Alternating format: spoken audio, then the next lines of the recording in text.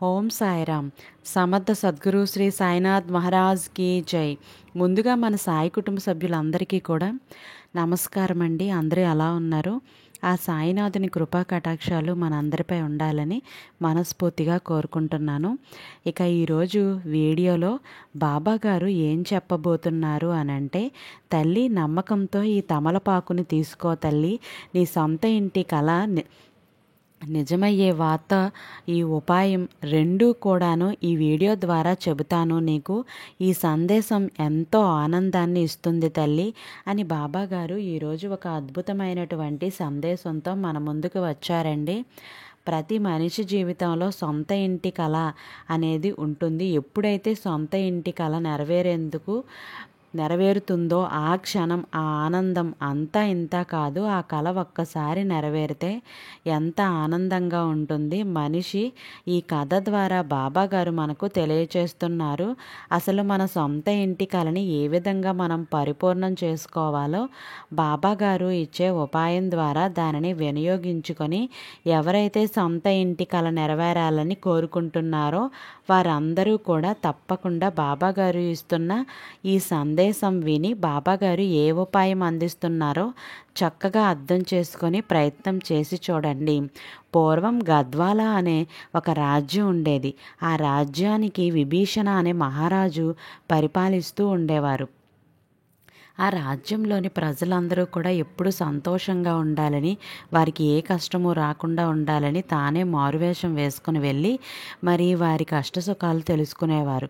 ఇది ఇలా ఉండగా ఒకరోజు విభీషణ మారువేషంలో రాజ్య సంచారం చేస్తూ ఉండగా ఒక గ్రామంలో ఒక ఇంటి ముందు అరుగు మీద కూర్చున్న రాధమ్మ అనే ముసలావిడ ఏదో తన మనసులో ఆలోచిస్తూ పైకి ఇలా మాట్లాడుతూ ఉంటే అది మహారాజు గమనిస్తూ, ఏమిటో నాకు ఈ కష్టాలు, ఇంకా ఎన్ని రోజులు ఈ కష్టాలు, ఆ దేవుడు నన్ను ఎప్పుడు తీసుకెళ్తాడు అంటూ బాధపడటం వినిపిస్తుంది.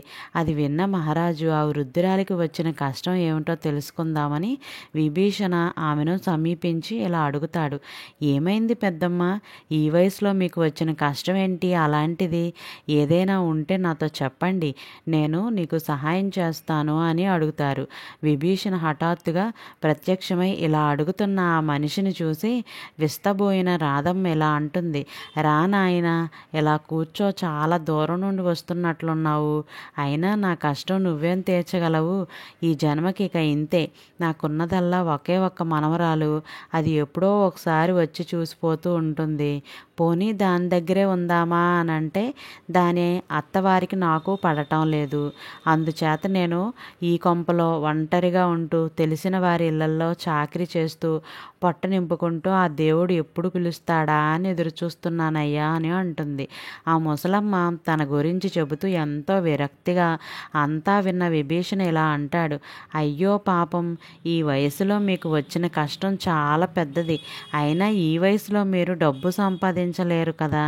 ఇదిగో ఈ డబ్బు తీసుకొని దాంతో సుఖంగా కాలక్షేపం చెయ్యి అంటూ విభీషణ రాధమ్మకు ఒక డబ్బు సంచిచ్చి అక్కడి నుండి ముందుకు సాగిపోతాడు. అలా ఒక వారం గడిచిన తర్వాత ఆ మహారాజు తిరిగి తన రాజ్యానికి వెళ్తూ మళ్ళీ అటుగా వస్తాడు. అప్పుడు మళ్ళీ రాధమ్మ అరుగు మీద కూర్చొని ఇలా అనుకుంటూ ఉంటుంది. ఇంకా ఎంతకాలం నాయనా ఈ కష్టాలు, ఈ జన్మకు విరుగుడు ఎప్పుడో అని మళ్ళీ యథావిధిగా ఇబ్బందులు పడుతూ మహారాజు కంటపడుతుంది. రాధమ్మ అంత డబ్బు ఇచ్చినా ఆమె ధోరణిలో మార్పు రాకపోవటం గమనించి ఆశ్చర్యపోయిన విభీషణ ఆమె దగ్గరకు వెళ్ళి ఇలా అడుగుతాడు. బాగున్నావా పెద్దమ్మ? మళ్ళీ ఏం కష్టం వచ్చింది నీకు?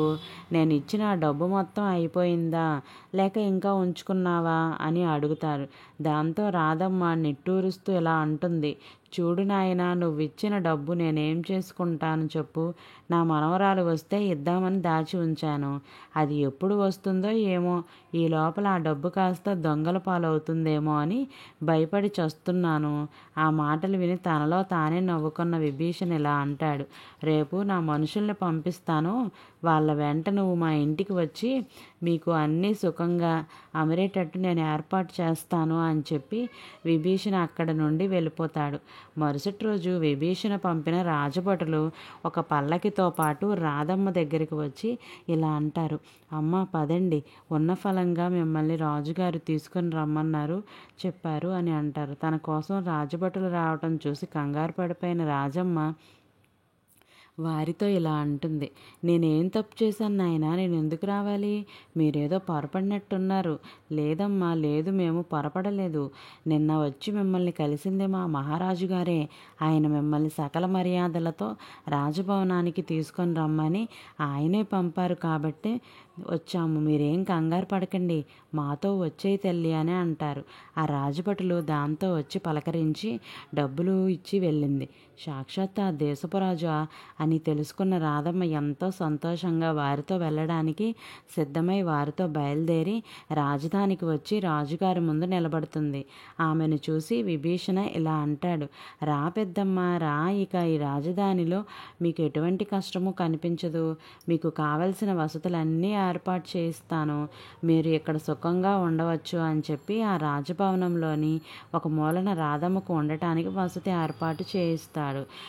ఇక ఇక ఆ రోజు నుండి రాధమ్మ జీవితం స్వర్గంలా ఉంటుంది అని అంటారు. రాజు అలా కొన్ని రోజులు గడిచిన తర్వాత ఒకనాటి రోజు విభీషణ పెద్దమ్మతో పలకరించడానికి వచ్చి ఇలా అంటాడు, ఏం తల్లి, ఇప్పుడు మీకు మీ కష్టాలన్నీ తీరిపోయినట్టేగా. ఇక్కడ మీకు ఎలా ఉంది, సుఖంగా ఉందా లేదా? ఇంకేమైనా ఏర్పాటు చేయమించమంటారా అని అడుగుతాడు. దాంతో రాధమ్మ దిగులు ముఖం పెట్టి చాలా దీనంగా ఇలా అంటుంది, ఇక్కడ అంతా బాగానే ఉంది, సరైన సమయానికి భోజనం నిద్ర అన్నీ బాగానే ఉన్నాయి. కానీ నాకు అక్కడ నా ఇల్లు వాకిలి ఏమైపోతుందో అన్న దిగులు ఒక్కటే నన్ను బాధిస్తుంది నాయనా అని నిట్టూరుస్తూ ఉంటుంది. దాంతో మహారాజు ఆశ్చర్యపోయి ఆమెకి ఏం కావాలో మళ్ళీ ఇలా అడుగుతాడు, ఏంటి తల్లి, ఇక్కడ కన్నా మీకు పాకలోనే బాగుందా? అసలు నీకు ఏం కావాలి? ఇక్కడ నువ్వు సంతోషం లేవా అని అడుగుతాడు విభీషణ. దాంతో రాధమ్మ కొంచెం సర్దుకుంటూ ఇప్పుడు ఇక్కడ బాగోలేదు అంటే రాజుగారికి ఆగ్రహం వస్తుందని చెప్పి ఇలా అంటుంది, అది కాదు నాయన, నా మనవరాలు కోసం వస్తే నా ఇంటికే కదా వస్తుంది. నేను అక్కడ లేకపోతే ఏమైపోయానో అని దిగులు చెందుతుంది. ఇక నా దిగులంతా నా మనవరాల కోసమే నాయన అని అంటుంది రాధమ్మ.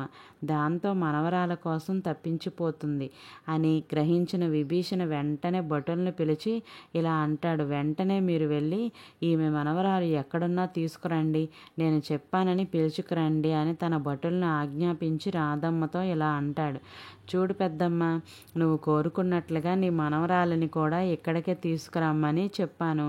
ఇక నువ్వు ఎటువంటి దిగులు చెందవలసిన అవసరం లేదు. ఎందుకంటే ఇక మీదట నువ్వు నీ మనవరాలు కూడా ఇక్కడే చాలా సంతోషంగా ఉండవచ్చు. ఇక మీదట నీకు ఎటువంటి దిగులు ఉండదు అని చెప్పి అక్కడ నుండి వెళ్ళిపోతారు. విభీషణ ఇక ఆమె అడిగినట్టుగానే రాధమ్మ మనవరాలని తన బిడ్డతో పాటు తీసుకొచ్చి నిలబెడతారు. భటులు చాలా కాలం తర్వాత తన మనవరాలను చూసిన రాధమ్మ ఆమెతో ఇలా అంటుందిరా, రా తల్లి, ఎంత కాలమైందో నిన్ను చూసి. ఎలా ఉన్నావు? నీ అత్తవారి ఇంట్లో అంతా బాగానే ఉన్నారా అని కుశలమైన ప్రశ్నలు వేస్తుంది. రాధమ్మ తన అవ్వ సకల మర్యాదలతో రాజభవనంలో ఉండటం చూసి శకుంతల ఆశ్చర్యపోయి అసలు ఇక్కడ ఏం జరుగుతోందో తెలియక ఇలా అడుగుతుంది, అమ్మమ్మ అసలు ఏం జరుగుతుంది? నువ్వు నీ పాకను వదిలేసి ఇక్కడికి ఎలా వచ్చావు? ఈ రాజభవనంలో నీకెందుకు ఇన్ని మర్యాదలు ఇస్తున్నారు? దాంతో జరిగిందంతా తన మనవరాలకు వివరంగా చెప్తుంది. రాధమ్మ అంతా విన్న శకుంతల అమ్మమ్మకు పట్టిన అదృష్టానికి సంతోషిస్తుంది. రాజభవనంలో ఉండాలనుకుంటుంది శకుంతల. అయితే అక్కడ వాతావరణం చూస్తే ఆమెకు ముళ్ళ మీద ఉన్నట్టు అనిపించేది. ఒకరోజు తన బిడ్డ ఏడిస్తే ఒక భటుడు వచ్చి ఇలా అంటాడు, అమ్మ మీ బిడ్డ ఏడవకుండా చూసుకోండి, ఇది రాజభవనం. అలా బిడ్డ ఏడుపు వినిపిస్తే రాజుగారికి ఆగ్రహం వస్తుంది. ఆ భటుడు అలా ఆ భవనంలో ఏం చేస్తే ఏం తప్పో అర్థం కాకుండా ఉంటుంది. శకుంతలకు ఇక చంటి బిడ్డ ఏడిస్తేనే రాజభవనానికి అపచారం జరిగేటట్టు వారు మాట్లాడటంతో రాధమ్మకు కూడా అక్కడ ముళ్ళ మీద ఉన్నట్టే అనిపిస్తుంది. ఆమె మనవరాలని అడుగడుగునా హెచ్చరిస్తూ ఉండేది. తల్లి, నువ్వు అలా చేయకు, నువ్వు అలా పక్కకు వెళ్ళకు, నీ బిడ్డ ఏడవకుండా చూసుకో అని ఏదో ఒక హెచ్చరికలు చేస్తూనే ఉండేది. దాంతో ఉన్న ఆ 2 రోజులు కూడా 2 యుగాలుగా గడిపి ఇక ఉండబట్టలేక శకుంతల తన అమ్మమ్మతో ఇలా అంటుంది. అమ్మమ్మ, ఇక నా ఇంటి మీద నాకు బుద్ధి మళ్ళింది, ఇక నేను వెళ్ళిపోతాను, ఇక్కడ నేను ఉండలేకపోతున్నాను అని అంటుంది. దాంతో తన పరిస్థితిని అర్థం చేసుకున్న రాధమ్మ ఇక పంజరంలో తనని ఉంచుకోలేక తన దగ్గర ఉన్న ఆ డబ్బు సంచిని ఇస్తూ ఇలా అంటుంది. సరే తల్లి, నీ పరిస్థితిని నేను అర్థం చేసుకోగలను, ఇక్కడ ఉండమని నేను చెప్పలేను, ఇదిగో ఈ డబ్బు సంచిని తీసుకొని ఇక్కడి నుంచి నీ బిడ్డను తీసుకొని జాగ్రత్తగా వెళ్ళిపో అని తనకు రాజు ఇచ్చిన డబ్బు సంచిని మనవరాలకి ఇస్తుంది. రాధమ్మ సంచి తీసుకొని బిడ్డతో సహా శకుంతల అక్కడ నుండి వెళ్ళిపోతుంది. ఆ తర్వాత రాధమ్మ మరింత దిగులు పెట్టుకొని తన మనసులో అలా అనుకుంటుంది, అయ్యో అనవసరంగా ఇక్కడికి వచ్చానే, ఈ రాజభవనం ఒక నరకంలా ఉంది నాకు, అందుకని రాక నా దగ్గరికి వచ్చిన మనవరాలు కూడా పట్టుమని 2 రోజులు కూడా నా దగ్గర ఉండలేకపోయింది, నేను నా ఇంట్లోనే ఉన్నట్లయితే ఈరోజు ఇలా జరిగేది కాదు కదా అని రాధమ్మ మళ్ళీ దిగులు చెందుతూ కూర్చొని ఉంటుంది. దాంతో అక్కడికి వచ్చిన విభీషణ్ ఇలా అంటాడు. ఏ తల్లి, ఎందుకో మళ్ళీ ఇంకా దిగులుగానే నీకు కనిపిస్తున్నావు, మళ్ళీ నీకేం కష్టం వచ్చింది అని అడగగా రాధమ్మ రాజు వైపు చూస్తూ దిగులుగా ఇలా అంటుంది. ఏం చెప్పమంటావు నాయన, మా ఊర్లో ఉండుంటే ఏదో పని చేసుకుంటూ ఉండేదాన్ని, ఇక్కడ చేయడానికి ఏ పని లేదు కదా, ఇక్కడ తినటం, కూర్చోవటం, పడుకోవటం వట్టి సోమరిపోతు బ్రతుకు అయిపోయింది నాది, అందుకే ఏం చేయాలో తెలియక ఇలా ఒంటరిగా కూర్చున్నాను అంటుంది. రాధమ్మ లేచిందే మొదలు ఈ ఏదో పని పాట ఉండే మనిషికి సోమరుగా ఉండటం కష్టం అనిపించి రాజు వెంటనే ఏదో ఆలోచించి రాధమ్మతో ఇలా అంటాడు. నువ్వు చెప్పింది నిజమేనమ్మా, ఎప్పుడు ఏదో ఒక పని చేసుకొని నువ్వు ఇలా ఖాళీగా కూర్చోవడం కష్టమే, అందుకే ఇక నువ్వు నా కూతురు ఉండే అంతఃపురానికి వెళ్ళిపో, అక్కడైతే ఇలా ఒంటరిగా ఉండే అవసరం రాదు, అందరితో కలిసి ఏదో పని చేసుకుంటూ కాలక్షేపం చేసుకోవచ్చు, ఏమంటావు తల్లి? అలాగే నాయన, ఏ సంబంధము లేకపోయినా నాకు ఏ కష్టం రాకూడదని నువ్వు పడుతున్న తపన నాకు ఒక కొడుకు ఉన్నా కూడా పడేవాడు కాదేమో, నువ్వు నన్ను నా కొడుకు కంటే ఎక్కువగా చూసుకుంటున్నావయ్యా, నువ్వు చెప్పినట్టే చేస్తాను అని అంటుంది. దాంతో విభీషణ రాధమ్మను తన కూతురు ధరణి వద్దకు తీసుకెళ్ళి ఆమెతో ఇలా అంటాడు. ఈ అవ్వకు చిన్న చిన్న పనులు ఏవైనా చెప్పి చేయించుకుంటూ ఉండమ్మా, ఊరికే ఉంటే ఆమెకి ఏమీ తోచడం లేదంట. సరే నాన్నగారు, నేను జాగ్రత్తగా చూసుకుంటాను, మీరు వెళ్ళిరండి. దాంతో విభీషణ ఆమెను అక్కడే వదిలి వెళ్ళిపోతాడు. రాధమ్మకు రాజకుమార్తె దగ్గర ఇంకా సౌకర్యంగా ఉంటుంది, కానీ ఎందుకో తెలియదు ఆమెకు బెంగ మరింత ఎక్కువ అవుతుంది. తన ఇల్లు ఇంకా ఎక్కువగా దూరమైనట్టు తోస్తుంది. ఆమె అస్తమాను బొడ్డు నుండి తన ఇంటి తాళం చెవి తీసి చూసుకుని కంటతడి పెట్టుకుంటూ ఉండేది. అది గమనించిన రాజకుమార్తె ఇలా అంటుంది. అవ్వ, నువ్వు ఇక్కడికి వచ్చినప్పటి నుంచి నేను గమనిస్తూనే ఉన్నాను, ఎప్పుడూ ఏదో ఆలోచన విచారంగా ఉంటున్నావు, నీకు ఇక్కడ సౌకర్యంగా లేదా, నీకేం కావాలో చెప్పు, వెంటనే ఏర్పాటు చేయిస్తాను అని రాజకుమార్తె అడుగుతుంది. దాంతో అప్పటి వరకు తనలో దాచుకున్న బాధ అంతా కన్నీళ్ళ రూపంలో వెళ్ళగొక్కుతూ ఆ రాజకుమార్తెతో ఇలా అంటుంది. అమ్మ, మీరు ఇక్కడ ఏ లోటు లేకుండా నన్ను బాగానే చూసుకుంటున్నారు, కానీ నాలోనే ఏదో తెలియని బెంగ మాత్రం పోవటం లేదు, అదేంటో నాకు తెలియడం లేదు. తల్లి, దయచేసి ఒక్కసారి నన్ను మా ఇంటికి వెళ్ళమని రాజుగారితో చెబుతావా తల్లి? 4 రోజులుండి తిరిగి వచ్చేస్తాను అని కంటతడి పెడుతుంది రాధమ్మ. ఆమె పరిస్థితి అర్థం చేసుకున్న రాజకుమార్తె వెంటనే తన తండ్రి వద్దకు వెళ్ళి తన సంగతి అంతా తండ్రితో చెప్పి ఇలా అంటుంది. నాన్న, మీరు పంచభక్ష పరమన్నాలు పెట్టి సకల మర్యాదలు కల్పించినా ఆమె ఇక్కడ సంతోషంగా ఉన్నట్టు కనిపించటం లేదు, ఎందుకంటే ఆమె సొంత ఇంట్లో ఉండటమే సంతోషం, ఆమె నా వద్దకు వచ్చినప్పటి నుంచి కూడాను ఎప్పుడూ కూడా సంతోషంగా లేదు, కాబట్టి ఆమె ఇంటికి పంపిస్తేనే మంచిది అని నా ఉద్దేశం అని అంటుంది. ఆ మాటలు విని ఆశ్చర్యపోయిన విభీషణ ఇలా అంటాడు. అది కాదు తల్లి, ఆమె ఇక్కడ కూడా ఏదో ఒక దిగులతో ఉండటంతోనే కదా ఆమె కష్టాన్ని తీరుద్దామని ఆమెని ఇక్కడికి తీసుకొచ్చాను, కానీ ఆమె ఇక్కడ కూడా సంతోషంగా లేదు అంటే నిజంగా ఆమె సంతోషం కోసం ఏం చేయాలో తెలియడం లేదు. సరే, నువ్వు చెప్పినట్టే ఆమెను తిరిగి తీసుకెళ్ళి ఆమె ఇంటి వద్ద వదిలేయమని చెప్తాను. వెంటనే తన భటులను పిలిపించి మహారాజు రాధమ్మను తన ఇంటి వద్ద దిగబెట్టమని చెప్పి తన కుమార్తెతో ఇలా అంటాడు. తల్లి, నాకు ఇప్పటికీ అర్థం కాని సంగతి ఏంటంటే, తన దిగులు వెనుక ఉన్న అసలు సంగతి ఏంటి అది తెలుసుకోవాలని ఉంది తల్లి. సరే నాన్నగారు, అయితే మీరు వెంటనే మారు వేషంలో ఆమె ఇంటికి వెళ్ళి ఇప్పుడు ఇంటికి తిరిగి వెళ్ళిన తర్వాత అసలు ఆమె ఏం చేస్తుందో స్వయంగా తెలుసుకోండి. బహుశా మీ ప్రశ్నకు సమాధానం దొరకొచ్చేమో అని అంటుంది. అసలు ఆమె ఇంటికి వెళ్ళిన తర్వాత ఏం చేస్తుందో తెలుసుకోవాలి తల్లి. నువ్వు చెప్పినట్టు ఇప్పుడే నేను బయలుదేరి వెళ్తాను అని విభీషణ ఒక భటుడి వేషంలో తాను కూడా రాధమ్మ వెంట ఆమె ఇంటికి వెళ్ళి ఆమె ఏం చేస్తుందో చూస్తాడు. రాధమ్మ తిరిగి ఇంటికి రాగానే చాలా సంతోషంగా గుమ్మం వద్దకు వెళ్ళి గబగబా ఇంటి తాళం తీసి చీపురు కట్టతో ఇల్లంతా చిమ్మి నట్టింట చింకి చాప పరుచుకొని దాని మీద కాళ్ళు చాచుకొని పడుకొని ఇలా అనుకుంటుంది. అమ్మయ్య, ఆ నరకం నుంచి ఎంత కాలానికి విముక్తి దొరికిందిరా భగవంతా. ఎంత గొప్ప రాజభవనం అయినా సరే మనకు సొంత ఇంట్లో దొరికే సంతోషం ఎక్కడా దొరకదు. అందుకే పెద్దలు అంటారు, బంగారు పంజరంలో ఉండటం కన్నా ఉన్న దాంట్లో సంతృప్తిగా ఉండటం మేలు అని. ఇక నేను ఎప్పుడూ రాజభవనానికి తిరిగి వెళ్ళను అని ప్రశాంతంగా నిద్రలోకి జారుకుంటుంది. అదంతా రహస్యంగా విన్న విభీషణ కష్టమో నష్టమో ఆ రాధమ్మకు కావాల్సింది తన స్వేచ్ఛ, తన ఇల్లు, తన పని, తన జీవితం అంతే. కానీ తనది కాని రాజభోగాలు కాదు అని గ్రహించి రాజు తన దారిన తాను రాజధానికి తిరిగి వెళ్ళిపోతాడు.